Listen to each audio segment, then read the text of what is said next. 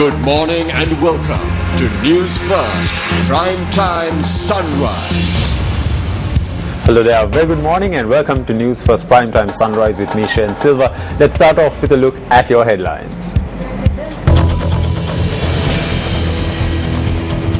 The Government Cardiovascular Perfusionist Association strike action to continue today as well. 366 election-related complaints reported to the Election Secretariat. 2 die in an accident in Kumbalgama. And Ukraine's new interim government named.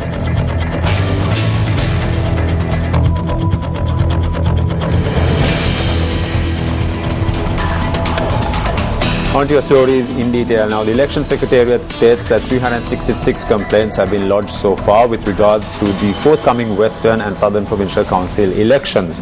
The complaints unit at the Secretariat states that of this, the highest number of complaints have been received from the Colombo district. The Election Secretariat states that of the complaints received, 98 are reported from the Colombo district, 36 from Gampa district and 56 from the Kalutara district. In addition, 39 complaints have been received from the Galle district, 51 from the Mathura district and 44 from the Hambantota district. Most of the complaints relate to rallies and protest. The number stands at 100.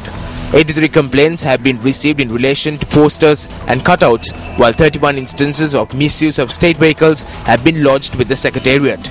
The Secretariat added that 29 instances of distribution of items among voters had also been reported.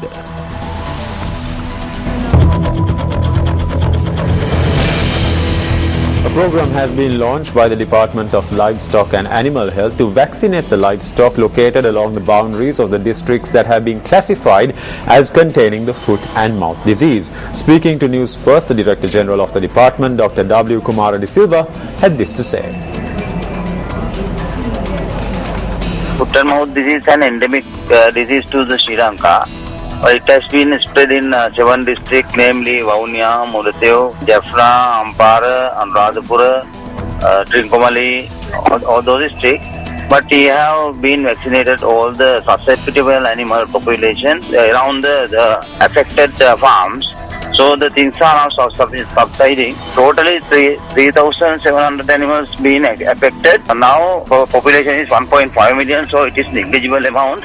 We wanted to cut down that, control the spreading the disease within 5,000 animals. I think now it is subsiding. We are in a position to control that disease in that limit. All the borders of the adjoining districts have been also vaccinated. Enough vaccines are produced in now. We will get another 100,000 vaccine doses in March 25th. So it is not necessary to panic. But what I want to ask from the farmers to get the vaccination done in the affected areas, not the affected animals, but the susceptible animals around the area. So our veterinary surgeons and the livestock development officers are ready to vaccinate all those animals in those affected areas.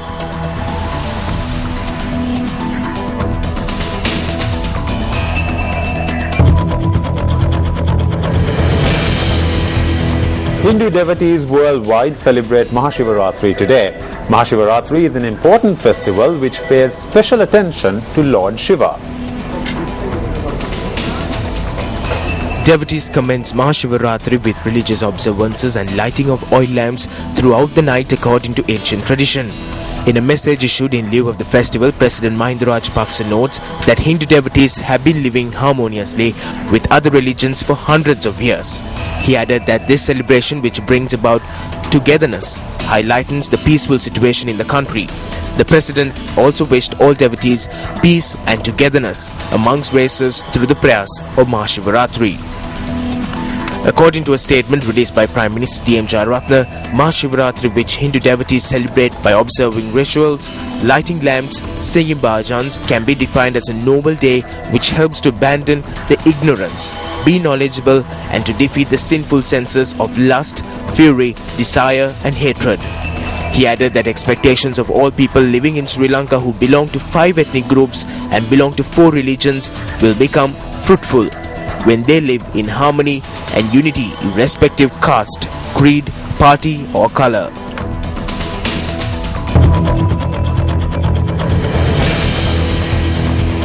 Two persons died when a motorcycle collided with a motorbike in the Kumbalgama area along the Golmathara main road.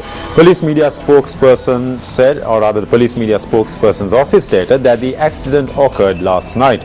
Police media spokesperson's office stated that the motorbike, which was travelling from Waligama to Gaul, collided with a motorcycle travelling in the opposite direction. Two persons travelling on the motorbike died upon admission to the Mathura General Hospital. Waligama police have arrested the driver of the motor vehicle and have commenced investigations into the incident.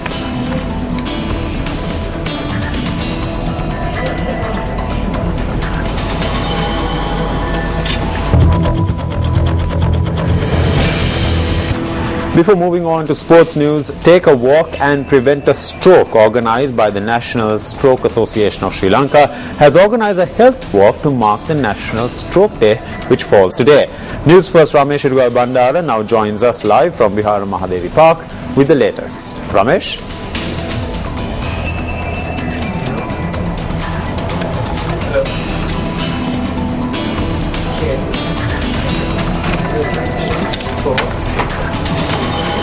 Organize a walk to create awareness on the non-communicable disease, the deadly killer known as the stroke. Here you can see MP Arjuna Ranatunga arriving at the walk along with 1996 World Cup winning teammate Aravinda De Silva, one of the great cricketing greats of our country. You also can see Mr. Dr. Harsa Alas, the chairman of the Gateway Group. Incidentally, a large number of students from the Gateway College are attending this walk organized by the National Stroke Association. Key among the guests that are due to arrive at this walk is Minister of Health Maithripala Sirisena. The walk is due to commence in a few minutes from now after the arrival of Minister of Health, Minister Maithripala Sirisena. We will be bringing you more details of this walk later on in the news through Newsfirst throughout the day. For now, I'm Ramesh Bandara from Vihara Mahadevi Park in Colombo. Before wrapping up the news, and as mentioned in our headlines this morning, the strike action launched by the Government Cardiovascular Perfusionists Association will enter its second day today. Now, the open heart surgeries and bypass surgeries at 3 key hospitals, including the National Hospital in Colombo, came to a halt owing to this strike action. Cardiovascular perfusionists are those with specialized health training who use the heart drug, or rather heart-lung machine, during open heart and bypass surgeries. Perfusionists are specially trained to operate the heart-lung machine as per the surgeon's instructions during surgery. Now, the cardiovascular perfusionists are staging this strike action, demanding an allowance considering the unique nature of their occupation and a permanent overtime allowance based on seniority. According to the Vice President of the Cardiovascular Perfusionists Association, Mangala Jayasinghe, the strike action is continuing, and the reason for this is because the requested circular from the Ministry of Health has not been issued. Further, Dr. Nihal Jayatilaka, the Secretary of the Ministry of Health, said that the request made from the Health Ministry is not being looked at and the reason for the strike, or rather, as it was not the reason for the strike to be launched. And with that, we wrap up this edition of Newsfirst Primetime Sunrise. Thanks a lot for joining me, and hope you have a great day ahead. Hotline 0114 896 896. www.newsfirst.lk. Feedback at newsfirst.lk.